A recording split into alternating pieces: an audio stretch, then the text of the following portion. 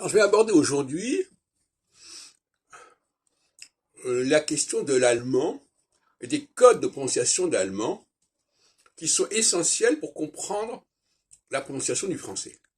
Alors, oralement, ça me paraît difficile de revenir là-dessus, donc je vous renvoie à un texte que je vais mettre en même temps.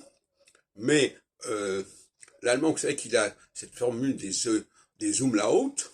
Il met un umlaut, c'est-à-dire un tréma, sur le O, sur le A et sur le U. Qu'est-ce que ça veut dire? Alors, la question qui se pose, c'est de savoir, prenons le cas du OU français, OU. Alors, le OU français, quand on enlève le O, ça devient du U.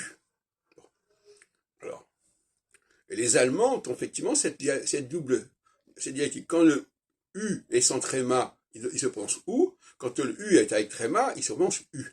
Voilà. On continuera comme ça, je vous expliquerai ça plus longuement, mais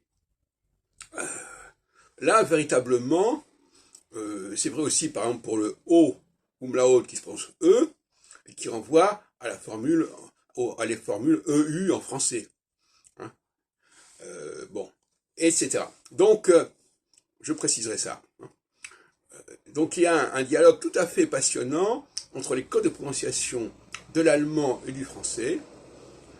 Et ce n'est pas la première fois que je rappelle que l'allemand est une condition absolument indispensable pour comprendre l'histoire du français, et par comparaison, comme par exemple, effectivement, l'adjectif klein, kleine, qui est parallèle à petit, petite, sauf que les Allemands prononcent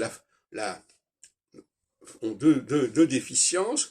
Un, ils prononcent la consonne finale, et deux, ils n'en font pas un son particulier comme, par exemple, bon.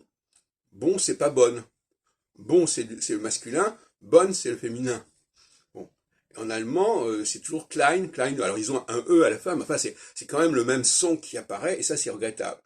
Et puis, pour terminer, je dirais, c'est intéressant de regarder le prénom Jean, qui est un prénom typiquement français au niveau de la sonorité, Jean. Hein, on n'entend ni le N, on n'entend pas le N, c'est Jean. Par contre, au féminin, ça devient Jeanne.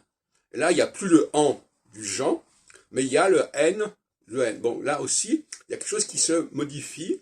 Il y a une dialectique qui existe, qui est beaucoup mieux respectée en français qu'en allemand, mais dans certains cas, l'allemand est une clé pour comprendre la prononciation du français, comme on le verra plus tard.